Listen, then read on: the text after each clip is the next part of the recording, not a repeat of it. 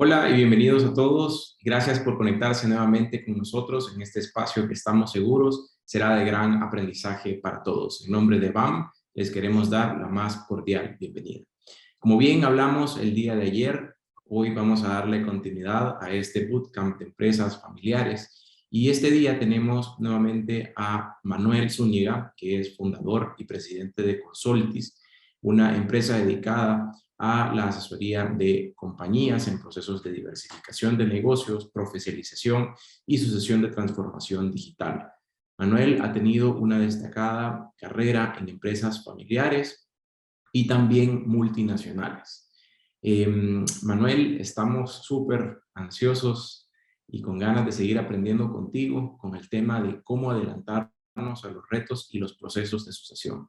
Así que te damos la bienvenida y adelante, somos todo oídos. Muchísimas gracias, qué gusto poder verlos hoy a todos, a los que están de nuevo conmigo, pues muchísimas gracias. Y aquellos que son nuevos en esta serie, pues igualmente sean muy bienvenidos. Efectivamente, tengo varios años de experiencia empresarial, ejecutiva, como ex CEO de Walmart en Centroamérica. Fui presidente de las casi 500 tiendas en aquella época de Walmart en nuestros 5 países. Fui CEO de Grupo Cuestemoras también. Ayer les decía, imagínense Cuestemoras, algo así como el Grupo Multinversiones de Costa Rica, una cosa semejante. Y actualmente soy fundador y presidente de Consultis, que como bien lo señalabas, Roberto, es una empresa que está dedicada a asesorar a los dueños de empresas, a los gerentes de empresas, en ciertos procesos coyunturales que generan grandes transformaciones, en esos procesos que uno pasa no necesariamente todo el tiempo, y que resumo en estos 3 elementos. Uno, el tema de diversificación y nuevos negocios, que tiene que ver con pues, aquellos momentos en los cuales hay que salirse de la zona de confort y entrar en negocios que uno no necesariamente conoce, en negocios o industrias diferentes de las que la familia, por ejemplo, ha estado tradicionalmente acostumbrada, o bien procesos de internacionalización que igualmente tienen una gran cantidad de matices que hay que poder atravesar para ser exitoso en ese proceso.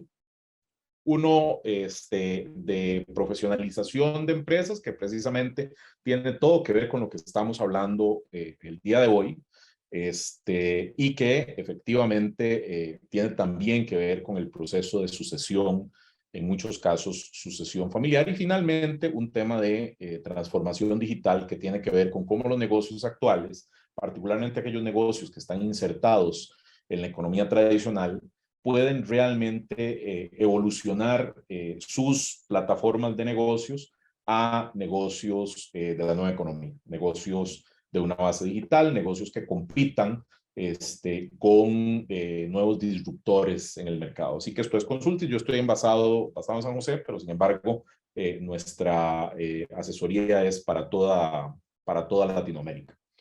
Y en ese sentido hoy, pues efectivamente vamos a hablar de uno de los procesos más retadores para cualquier familia, que es el proceso de sucesión. Ayer decíamos que solamente alrededor del 70%, perdón, que solamente alrededor del 30% de las familias en negocios logran llegar a una segunda generación. Y considerando que, como decía también el día de ayer, que alrededor del 90% de los negocios alrededor del mundo son negocios familiares, pues eso significa realmente una cifra bastante retadora. Imagínese que uno estuviera en un equipo de fútbol que gana solamente 3 de cada 7 partidos. Bueno, ahí estarías obviamente al puro final de la tabla. Bueno, efectivamente las empresas se comportan un poco así, solo 3 de cada 10 logran avanzar a la siguiente ronda del campeonato, por decirlo de alguna forma.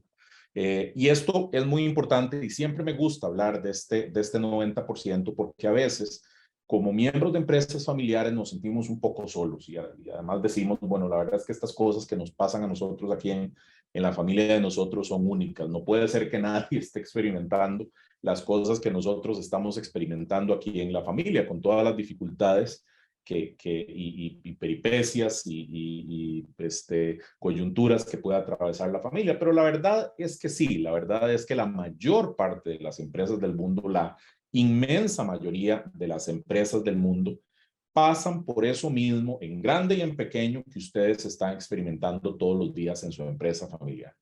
Que si tenemos el cuñado que no es muy buen trabajador, pero quiere tener un puesto en la empresa, sí, eso pasa en todas las empresas del mundo, incluyendo en empresas que a pesar de que son públicas, siguen siendo familiares, como Walmart, o empresas como Ford, que les decía yo ayer, o empresas como las empresas privadas más grandes del mundo. Mars es una de ellas, por ejemplo, una de las empresas más grandes del mundo. Tyson es otra, donde todas estas cosas pasan igualito.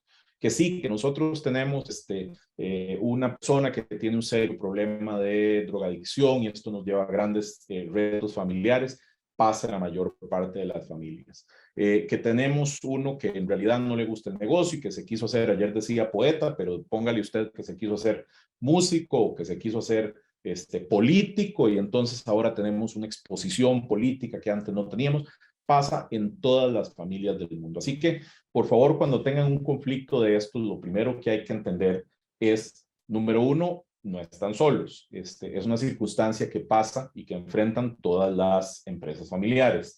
Y segundo, y más importante, son circunstancias que son superables y que son superables a través de diversos mecanismos que están plenamente investigados, plenamente estandarizados y que son aplicables prácticamente para cualquier empresa que tenga la intención de seguirlos de una forma más o menos sistemática. Entonces, ese es un primer mensaje.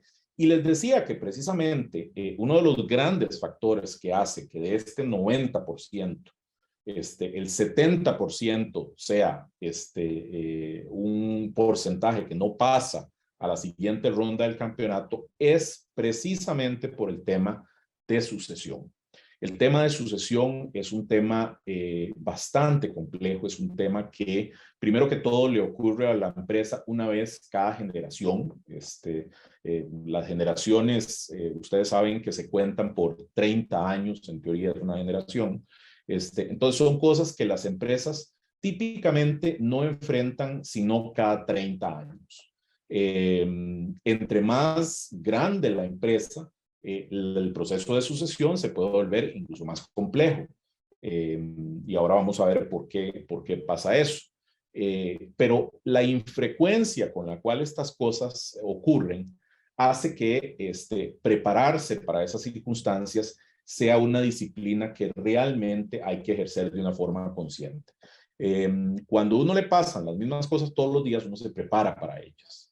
Y tiene práctica y está constantemente evolucionando la respuesta que tiene sobre estas cosas. Pero imagínense si yo les dijera que ustedes el día siguiente que hicieron un proceso de sucesión, ese mismo día tienen que empezar a prepararse para el siguiente proceso que va a ocurrir 30, 35, 40 años después.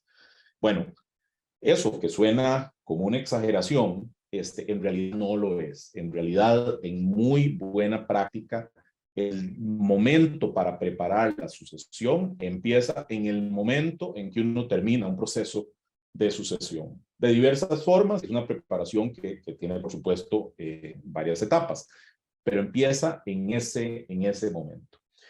En Estados Unidos les preguntan a las empresas familiares cuáles empresas tienen un plan de sucesión y cuáles no tienen un plan de sucesión. Y esta es la pregunta más básica que uno puede hacer. Olvidémonos de la calidad del plan de sucesión, si es un plan bueno de sucesión o no es un plan bueno de sucesión, simplemente si lo tienen.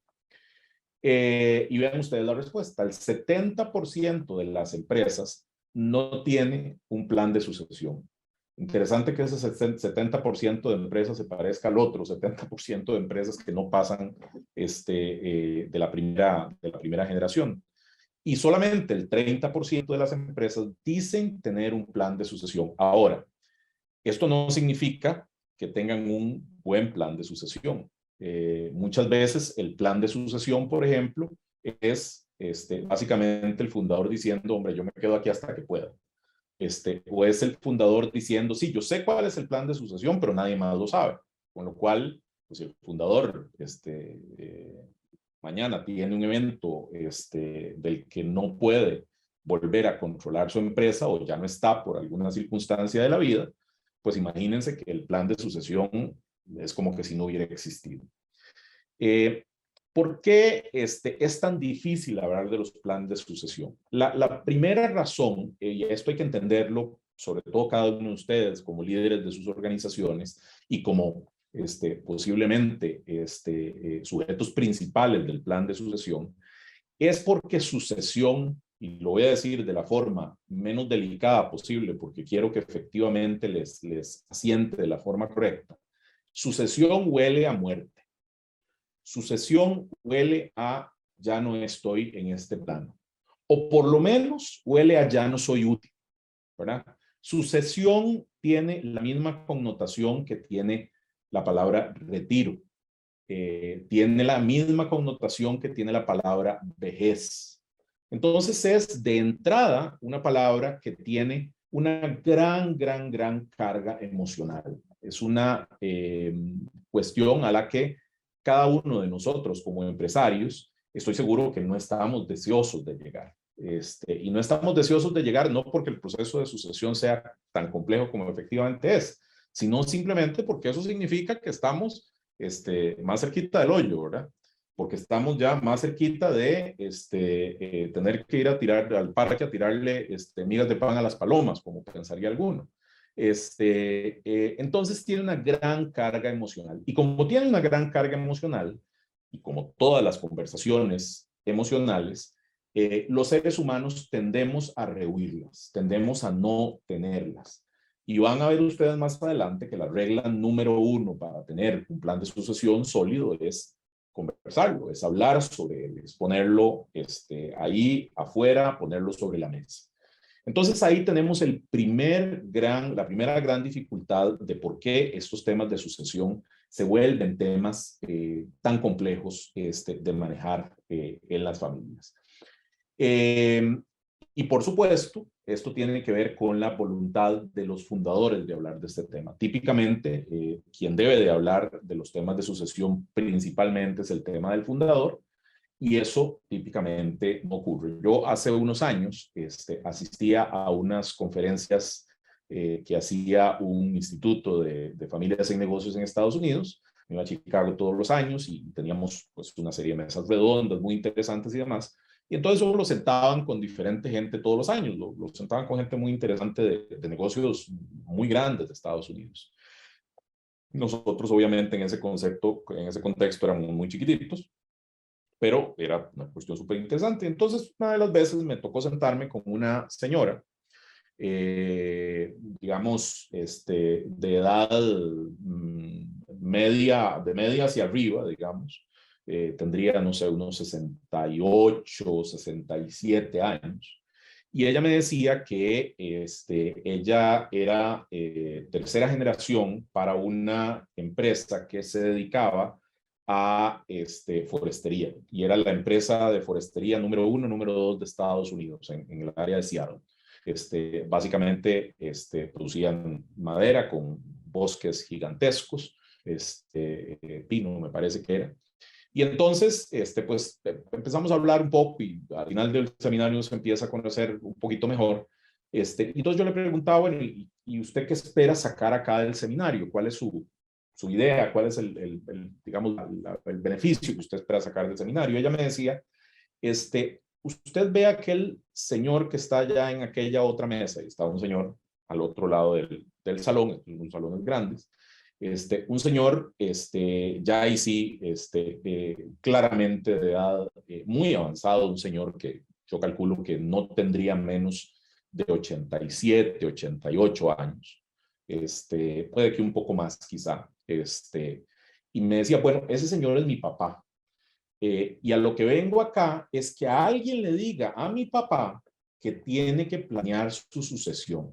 Imagínense ustedes la dificultad de tener a una persona de esa edad que lo tengas que traer arrastrado de Seattle a Chicago para que alguien más, porque obviamente en la familia ya no se podía, me imagino que lo habrán tratado de hacer de todas las formas posibles, le dijera al señor, vea señor, necesitamos que usted se enfrente con la realidad de que usted no va a ser eterno.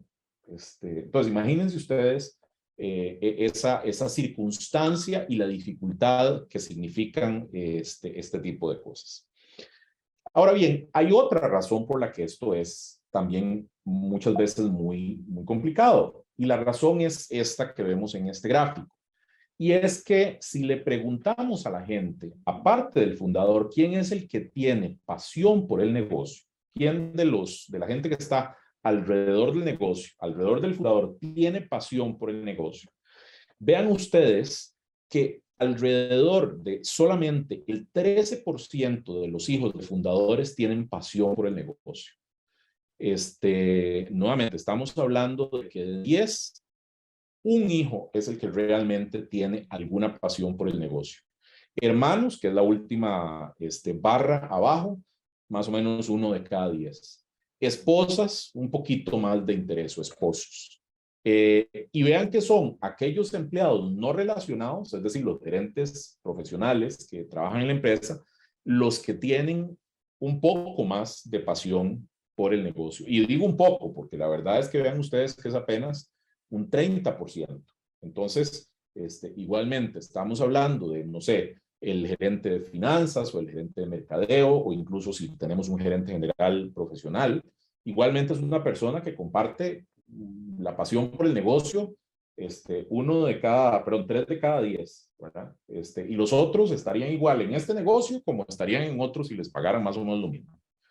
Y este es el segundo componente que se vuelve problemático, porque muchas veces, aun cuando el fundador tenga la visión y tenga la intención de establecer un plan de sucesión, pues el sucesor no existe. El sucesor no quiere sucederlo porque es nuevamente el hijo que le interesan las causas ambientales, o es el hijo que le interesa vivir metido en política, o es el hijo, en el peor de los casos, que lo que quiere es nada más disfrutar de los frutos y de los dividendos de la empresa. Entonces, vean ustedes que ese es el otro componente que hace de estos temas, temas complejos. Entonces, todo esto es lo que el fundador tiene que tener en mente a la hora de que empieza a trabajar estos temas. La primera cosa que hay que hacer a la hora de establecer un plan de sucesión es hacer un análisis que recomienda un profesor de la Universidad de Yale, que se llama Jeffrey Sonnenfeld, que es un análisis de cuál es el estilo de despedida que va a tener usted como sucesor. Y eso es algo que creo que es un análisis que lo debería hacer cada uno de nosotros como fundadores de nuestras empresas cada cierto tiempo, cada 3, 4 años, ponernos a tratar de entender qué tipo de sucesión es la que yo realmente voy a ser capaz de llevar. Y él define 4 categorías. Él define una categoría que él llama embajadores, define una categoría que él llama gobernadores, define una categoría que él llama monarcas y finalmente define la categoría de generales. Entonces, si ustedes recuerdan, yo ayer les pedí que trataran de pensar qué tipo de fundador con respecto al proceso de sucesión eran ustedes. Bueno, ahora vamos a caracterizar un poquito a esos 4 tipos de fundadores. Pero antes nada más, me faltaba esta filmina. Bueno, voy a pasar a la siguiente, que era esta que le estaba hablando y luego me devuelvo, no importa. El primero es el embajador. Es el embajador de Estados Unidos en Guatemala, por cierto. El embajador es aquel dueño de empresa que efectivamente planea su sucesión, define su sucesión para un plazo determinado, y al llegar a ese plazo determinado, ejecuta la decisión planeada, que en muchos casos es una decisión de le paso la empresa a mi hijo o le paso las riendas de la empresa a un gerente profesional, etcétera, etcétera. Pues yo me convierto en su consejero. Yo me convierto en su mentor. y trato de facilitar ese proceso, trato de ayudarle lo más posible, trato de ser hasta donde sea posible precisamente un embajador para llevar el conocimiento de la generación anterior a la generación próxima. Este es la sucesión ideal y este es el sucesor ideal. Mi experiencia, nada más para contarles, es que muchas de estas cosas son un poquito congénitas. Tienen que ver con un poquito la personalidad de cada quien, cómo se comporta. Entonces, hay gente que realmente nació para despedirse como un embajador y hay gente que le cuesta muchísimo despedirse de esa forma.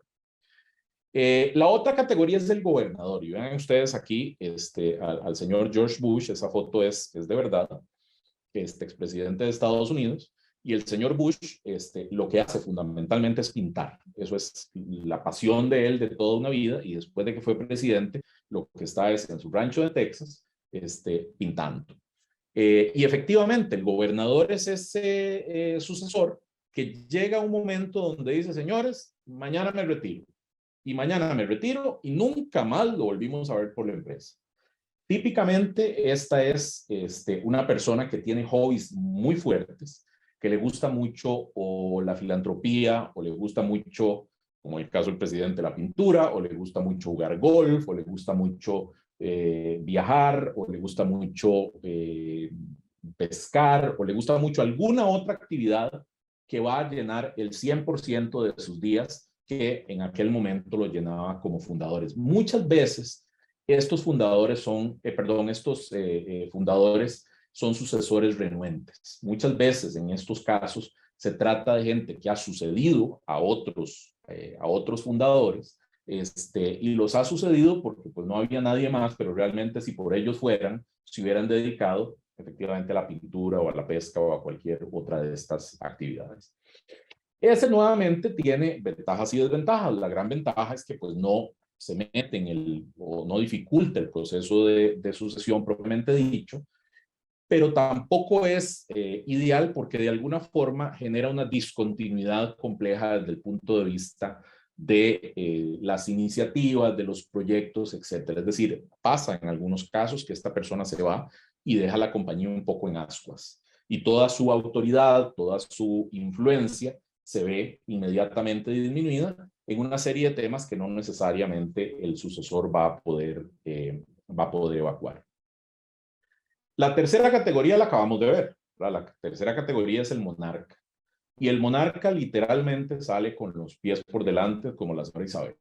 Esa solo muerte la saca. Y creo que todos conocemos de casos de gente donde tenemos a este fundador que tiene 95 años, ya no puede hablar, ya no puede caminar, ya no puede nada, pero el señor ahí está y va a estar hasta el final de sus días. Y es gente, obviamente, que tiene un enorme compromiso, pasa muchísimo en los fundadores de primera generación, gente que realmente siente que es su deber personal dedicar toda su vida al negocio y lo han hecho así. Y por supuesto que no tienen ninguna otra ocupación alternativa. Entonces, pues se les vuelve realmente muy difícil llenar su vida a una edad avanzada con alguna otra actividad. Y finalmente tenemos al más peligroso de todos en esta categoría, y ese es el general. Este que ustedes ven aquí es el general MacArthur. El general MacArthur fue un gran general estadounidense que en 1941 pierde una batalla crítica de la Segunda Guerra Mundial en Filipinas. Y antes de irse de Filipinas, él hace una proclama y dice, pero volveré. Y efectivamente, en 1943, MacArthur vuelve y tiene éxito en Filipinas y le da un empujón enorme a la guerra en el teatro del Pacífico. Ese es el general. El general es el que planea su retiro, planea todo perfectamente, nombra un sucesor posiblemente, escoge una fecha para su retiro y se retira de una forma que uno pensaría que se va a comportar como un embajador o como un gobernador. Pero en realidad nunca se va. En realidad se queda ahí, poco detrás de las cortinas. Y empieza siempre a haber síntomas de cosas que no van bien. Y empieza a decir, yo hubiera hecho eso diferente. A mí no me gusta cómo está eso. Me parece que eso está mal, como que vamos por mal camino, como que debería yo, y no será que yo tengo que volver, no será que yo tengo que, bueno, ese es efectivamente el general. El señor Trump, para no ir muy lejos, ese sería, digamos, el último general. Y entonces, ese pasa de ser el mentor, que les decía yo, pasa de ser este embajador que vemos aquí, un mentor para el sucesor, pasa de ser un mentor a ser un tormentor. Se vuelve alguien que realmente lo que hace es atormentar a quien quiera que lo haya sucedido, sea su hijo, sea un ejecutivo profesional. Y en casi todos los casos tiene éxito efectivamente en volver a su posición, porque es una persona que tiene tanto poder inherente en la empresa y tanto prestigio que realmente es muy difícil que a alguien se le oponga. Entonces, los dos finales que tiene esta historia es, uno, el general volviendo rápidamente a su puesto porque quien lo sucedió dice no aguanto más, o bien una sangrienta guerra de sucesión, cualquiera de las dos. Para el general le da exactamente lo mismo. Recuerden que en general lo que le gusta es la guerra. Entonces, la pregunta que tenemos que hacernos todos y cada uno de nosotros con cierta frecuencia es ¿cuál de todos somos nosotros? Y no tratar necesariamente de combatirlo, sino entender si nosotros somos de un tipo específico, qué tipo de sucesión es la que tenemos que tener. Por ejemplo, si nosotros somos gobernadores y sabemos que el día que salgamos de la empresa vamos a salir corriendo, bueno, posiblemente nuestro plan de sucesión debe ser un plan de sucesión que permita tener a 2 o 3 colaboradores muy cercanos que conozcan a pie juntillas el teje y maneje de la compañía y con el cual no podemos tener ningún secreto. Porque el día que esta persona se va, se fue y ya no va a haber cómo preguntarle ni cómo llenar esa autoridad. Y es una persona que tiene que ir delegando poderes mucho antes de que el proceso de sucesión empiece. Si usted es un monarca, o usted es un general, que en realidad el general es un monarca disfrazado, pues entonces tenemos que enfrentar la realidad de que somos un monarca. La familia tiene que igualmente enfrentar esa realidad y decir, bueno, papi no se va a ir para ningún lado, papi se va a quedar aquí, va a retener la autoridad en una serie de cosas, pero vamos a tener que proveerle de un consejo directivo muy fuerte o vamos a tener que proveerle de un par de gerentes muy fuertes que lo apoyen, o él va a seguir teniendo el rol ceremonial que siempre ha tenido y va a seguir siempre siendo el que tiene la última palabra en todo, pero vamos a tener un vicepresidente ejecutivo que va a ser el que realmente va a operar la empresa, porque lo que sí no vamos a lograr es que esa persona se salga. Entonces, vean ustedes lo importante que es identificar esos estilos para entender si realmente podemos o no podemos operar un plan de sucesión. La otra cosa que les quería decir, que me adelanté un poquito, es que en realidad, nada más déjenme pasar aquí, hay 3 tipos de sucesión y hay que pensar las 3 por separado. Hay una sucesión de los activos, que tiene que ver con quién se va a quedar con las acciones de la empresa. Hay una sucesión administrativa, quién va a administrar la empresa. Y hay una sucesión de liderazgo familiar, quién va a liderar esta empresa familiar desde el punto de vista empresa familiar, desde ese punto de vista familiar. Cada una de estas 3 áreas hay que planearla por separado. Y lo que hay que entender es que usualmente cuando estamos hablando de un fundador o un dueño de empresa que ha sido monolítico y muy poderoso a lo largo de los años, estos 3 roles perfectamente puede ser que se tengan que separar y hacer sucesiones por separado en cada uno. Es decir, puede ser que, por ejemplo, yo decida como sucesor, yo tengo 60 años, ok, me voy a retirar a los 65 años, pero lo que voy a hacer es que hoy voy a pasar las acciones a mis hijos y las voy a poner en un usufructo o las voy a poner en un fideicomiso para que mis hijos ya se sientan propietarios. La administración puede hacer un proceso que me va a llevar estos próximos 5 años a pasárselos a un CEO que va a ser mi actual gerente de finanzas o que va a ser alguien que voy a contratar de afuera o que va a ser el cuñado que estudió en Harvard y que es muy bueno y que sabe mucho de la empresa y que la conoce muy bien. o que va a ser mi hijo que quiere trabajar en la empresa, etc. Y finalmente está el liderazgo familiar, donde ese mismo fundador puede decir, y ese no lo voy a suceder. El liderazgo familiar, el liderazgo, digamos, político, el liderazgo espiritual, el liderazgo emocional, ese me lo voy a dejar hasta que tenga 70 años. Y cuando tenga 70 años, entonces se lo paso a mi hermano, que no es de la administración y que incluso no necesariamente tiene ni siquiera acciones en la compañía. O incluso hay casos muy raros donde ese liderazgo emocional se lo dejan a un tercero completamente aparte de la familia, un consejero muy querido, un consejero muy de confianza. Pero lo que quiero que entiendan entonces es, cada uno de estos liderazgos hay que hacerle un proceso de sucesión separado y distinto. Y nuevamente, no se tienen que traspasar necesariamente todos al mismo tiempo y no se tienen que traspasar todos a la misma persona. Entonces, vean qué interesante que es esto. Déjenme entonces adelantarme y hablarles un poco de los secretos de la sucesión exitosa. Y aquí quería que me salieran uno por uno, pero no importa. Por favor, nada más ignoren los que están fuera del número 1 y vamos uno por uno. Primero, empiece lo antes posible. Esta es una conversación que, como les decía, hay que empezarla literalmente en la mesa del desayuno cuando los hijos se van para la escuela o para el colegio. Y hay que empezar a hablar de qué va a pasar cuando yo no esté, cómo vamos a organizarnos, cómo me imagino yo ese futuro. Y lo que vamos a ir haciendo ahí es que vamos a ir precisando un poquito más a lo largo de los años cómo va a ser esto. Al principio va a ser una cosa nada más muy general. Puede ser preguntarles a los hijos, bueno, chiquillos, ¿y ustedes a quién le gustaría, por ejemplo, trabajar en el negocio?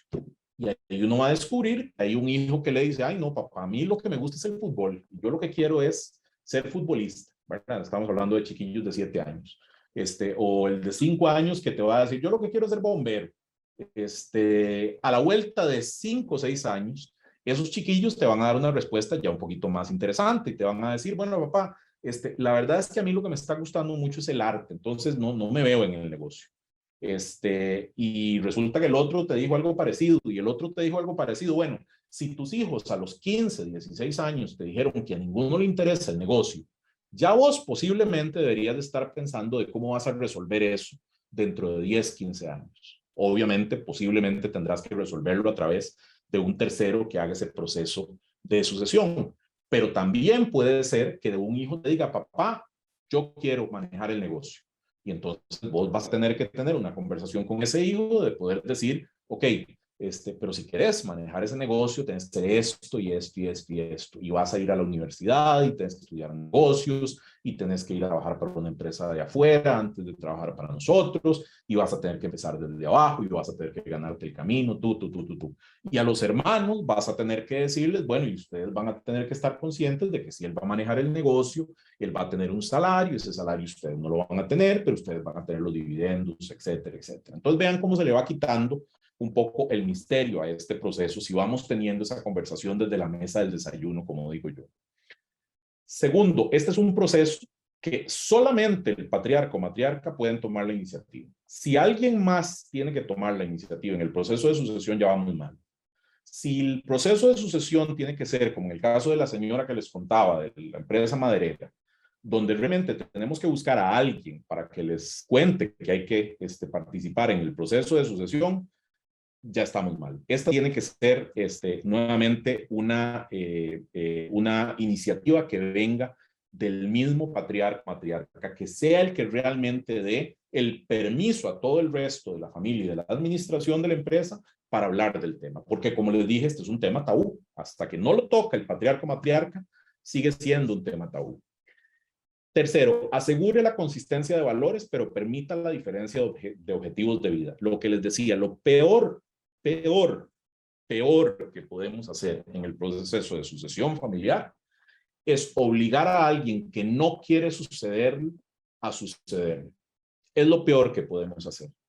Y es lo peor que podemos hacer porque no solamente vamos a estar arruinando el negocio, sino que vamos a estar arruinando una vida. Entonces, si sus hijos no quieren trabajar en la empresa, no los obliguen. no los obligue porque eventualmente eso va a destruir la relación familiar tarde o temprano. Y muy posiblemente también va a destruir a la empresa. Lo que sí, como les digo, es muy importante descubrir eso y descubrirlo temprano, porque pues, evidentemente los planes son muy diferentes si los hijos quieren trabajar o no quieren trabajar en el negocio. Cuarto, abrace las perspectivas de los sucesores. Cuando se planee el proceso de sucesión, trate de que ese proceso no sea diseñado solo por usted. Trate de que incorpore a más gente en el proceso. Incorpore al resto de los accionistas, incorpore a la junta directiva, incorpore a la administración, incorpore a todos aquellos que puedan contribuir en ese proceso. La decisión es suya. La decisión al final va a ser suya como sucesor y eso tiene que estar clarísimo porque usted es el que tiene las acciones. Pero trate de abrazar las perspectivas de todos, trate de incorporar sus puntos de vista, pregunte constantemente, hable con la gente, trate de entender un poco esas perspectivas. Creo que está abundantemente claro, sea franco y abierto con el tema. Un plan de sucesión que está impectore, como los cardenales que nombra el Papa, ¿verdad? Que en países donde hay peligrosidad de que los maten, etcétera, el Papa los nombra y los mantiene en el pecho, impectore, pero no los dice.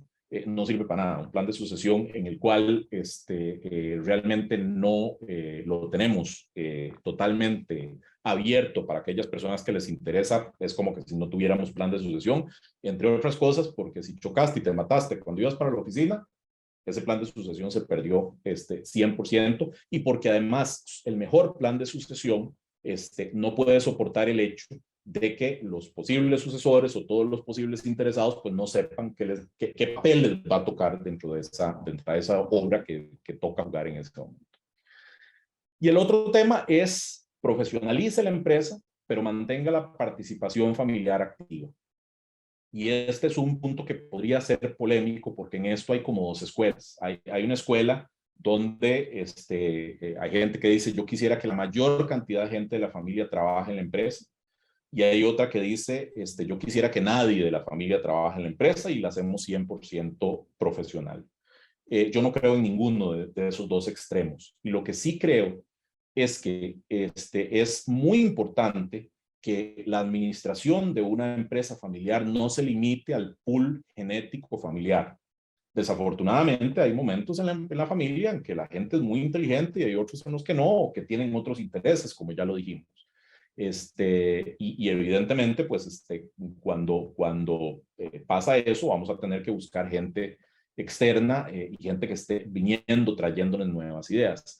Pero si ponemos solamente a gente de afuera dentro de la empresa familiar y no logramos incorporar a gente de la familia, aunque sea como miembros de junta directiva, miembros de comités, una participación que sea bastante activa, más allá de ir simplemente a las juntas anuales de accionistas, entonces poco a poco se va a ir perdiendo esa cercanía emocional con la empresa. Y eso es algo terrible que pasa.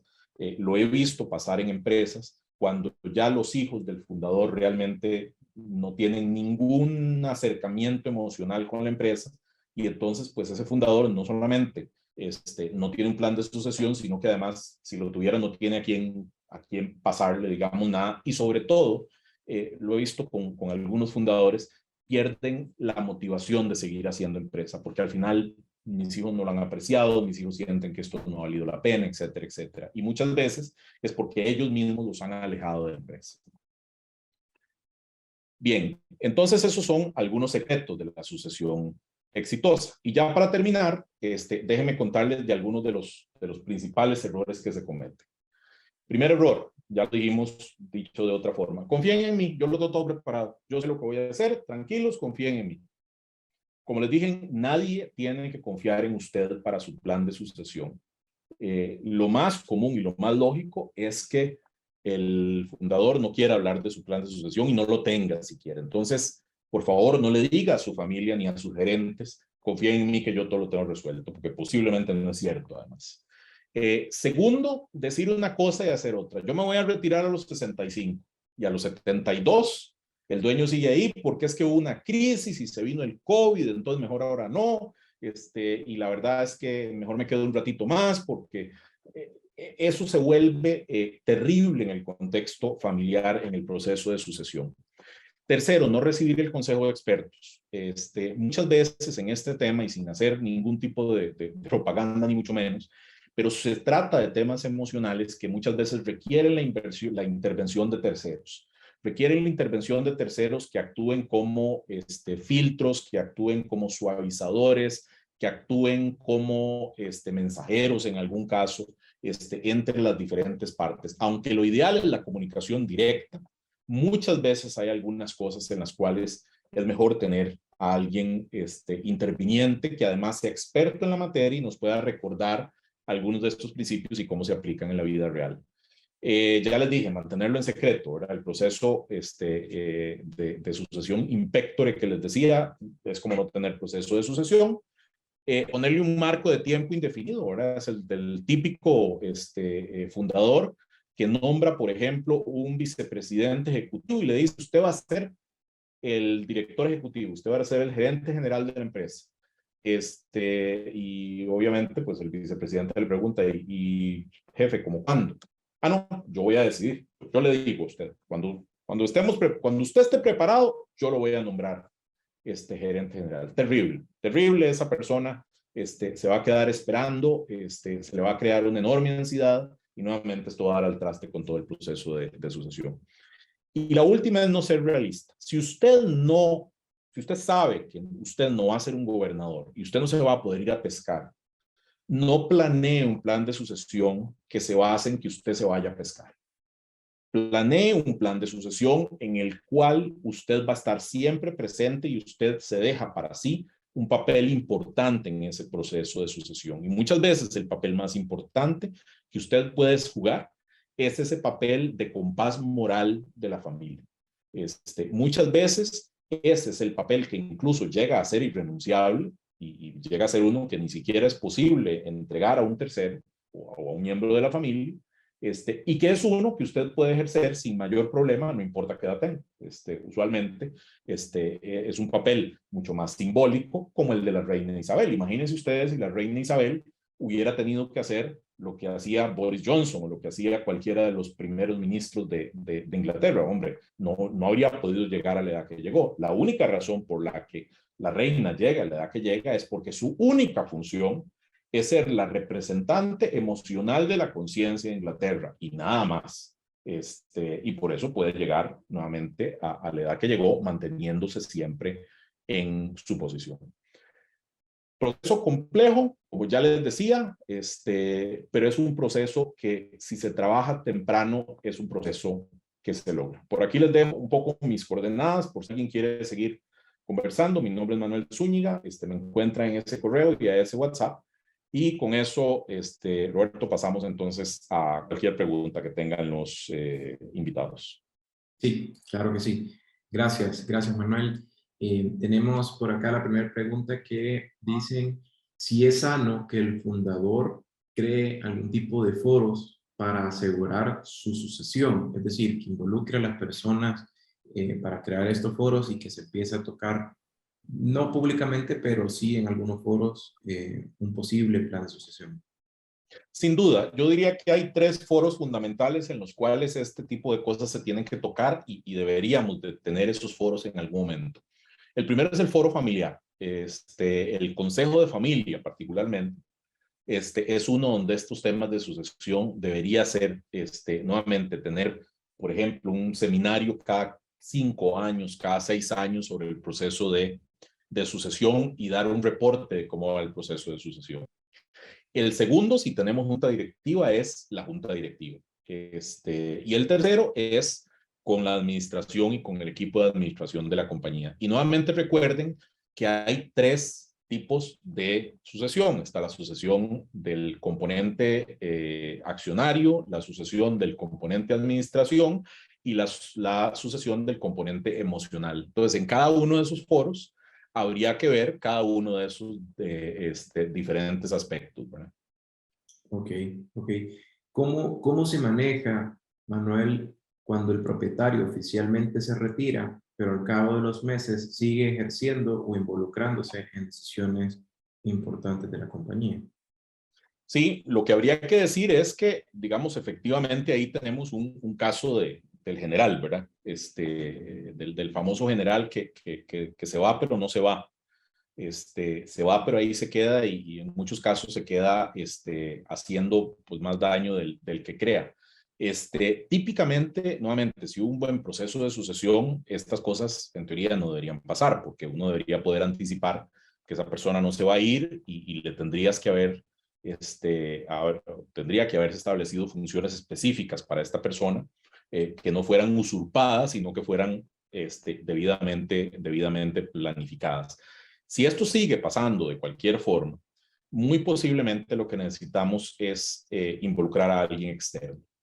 Involucrar a alguien externo, sea miembro de junta directiva, un consejero cercano que tenga el fundador, o a un especialista en temas de familia, para que sea este especialista el que trabaje con este fundador para ayudarlo a hacer esa transición.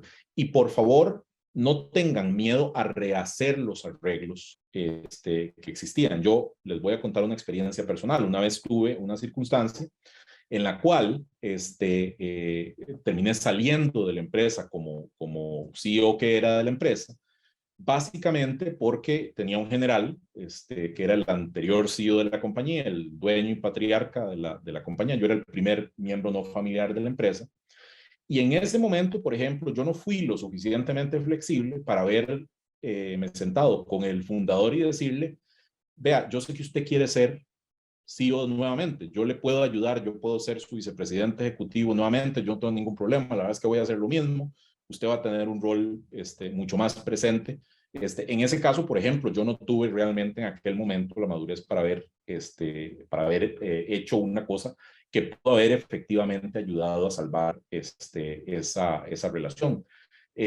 Todo esto requiere una enorme madurez, una situación como esta de aquellos que no son el fundador, ¿verdad? Totalmente, totalmente.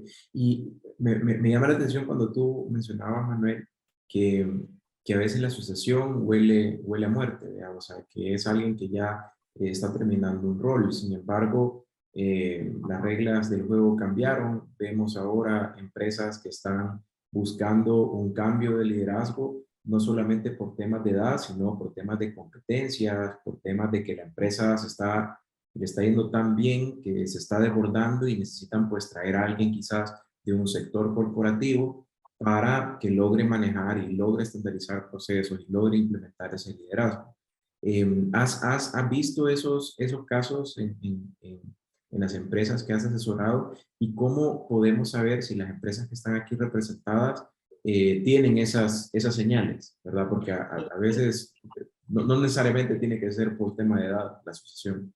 Sí, totalmente. Yo creo que la nueva economía nos ha llevado a realidades muy diferentes. Primero que todo, en general, los millennials y gente más joven, que ya son empresarios exitosos en muchos casos, son gente que tiene multiplicidad de intereses, son gente que les interesa participar en muchas cosas diferentes, ya no se enfocan tanto como lo hacían nuestros padres y nuestros abuelos en el negocio familiar y se cejaban en eso y, ¿verdad? Efectivamente se convertían en monarcas.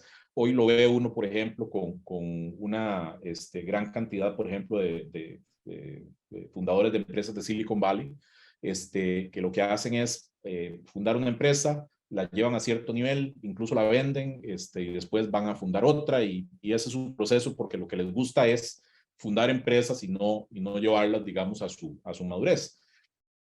Así que entonces eso lo estamos viendo mucho más. Adicionalmente, hoy hay una conciencia mucho más grande de lo importante de balancear la vida profesional con la vida personal, con la vida espiritual.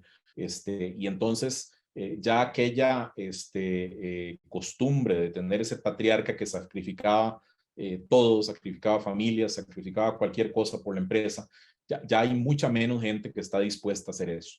Entonces hay mucha gente que dice, pues yo sí, me interesa mucho la empresa y me gusta hacerla crecer y lo que sea, pero la verdad es que yo pues quiero dedicarle 5 años que van a ser muy fuertes a la empresa, pero después yo quiero liberarme porque quiero hacer otras cosas, porque quiero estar con mis hijos mientras pasen por la adolescencia, quiero dedicarme a otras cosas. Entonces eso es mucho más frecuente. Y finalmente también, Roberto, hay otras familias que han encontrado otros arreglos mucho más interesantes. Ahora hablaba precisamente de Corporación Multiinversiones, donde, por ejemplo, aquí tenés dos familias que son primos, como ustedes saben, la familia Bosch y la familia Gutiérrez, que pues ellos básicamente lo que hacen es que se turnan el liderazgo familiar, lo cual es muy interesante, ¿verdad? Porque cada uno tiene un plazo definido, cada uno de sus presidentes, a veces está Juan Luis, a veces está Felipe, a veces está, ¿verdad? Depende del momento, está cada uno de ellos. Así que sí, estos liderazgos se están convirtiendo en algo mucho más frecuente y yo creo que mucho más saludable porque entonces tenemos cada vez menos esos fundadores que se convierten en sinónimo de su empresa, Sí. ¿verdad? Que nuevamente, pues sí, eran muchísimo más comunes tiempo atrás, ¿verdad?